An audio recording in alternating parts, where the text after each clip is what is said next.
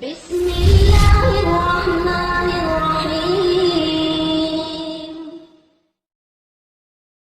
اور جو ہے اور تو کیا ہے، باقی پیمپر ہے، پجامے ہیں یہ تو آپ کو بہتر سمجھتے ہیں۔ پیمپر کے بارے میں ایک بات، یہ میں پیمپروں کے خلاف نہیں ہوں، اکثر میں پیمپر کے خلاف بیان کرتا ہوں۔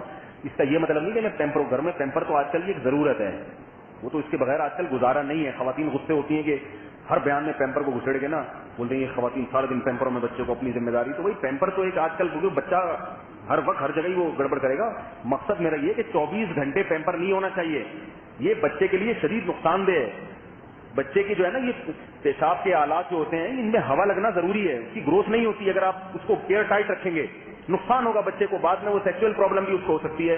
اور بچے کو جب قضائے حاجت ہوتی ہے، پخانہ کر دیا اس نے، تو وہ جراثیم اس کے اندر جاتے ہیں، پھر وہ پیٹ میں گڑبڑ ہوتی ہے۔ خواتین کیا کرتی ہیں، فوراً نہیں دھوئیں گی، بعض خواتین جو بیان نہیں سن رہی ان کی بات کر رہا ہوں، بار بار کہہ رہا ہوں، تو وہ پھر کیا کرتی ہیں کہ وہ نہیں، وہ کہتی چھوڑو صبح تک ایسے، رات کو بچے نے پوٹی کر دی، اب وہ صبح تک ایسے ہی پڑا ہوا ہے۔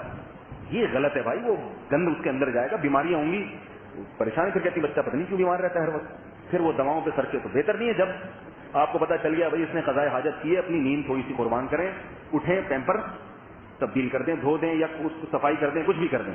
وہ نہیں پڑی ہوئی ہے 2 بجے، کون اٹھے گا، صبح ہی دیکھا جائے گا۔ تو اللہ نے ماں کو ماں اس لیے تو بنایا نا کہ وہ اپنی راتوں کی نیند قربان کرتی ہے بچوں کے لیے، یہ تو کرنا پڑے گا اس کو۔ یہ سارا اس لیے میں پیمپر کی مخالفت کرتا ہوں۔ یہ اس والے پیمپر کی جو 24 گھنٹے چپکا رہتا ہے، ایل سی سے چپکا دیا اب آپ نے اس کو، اترے گا ہی نہیں وہ، یہ والا پیمپر کی میں مخالفت کرتا ہوں۔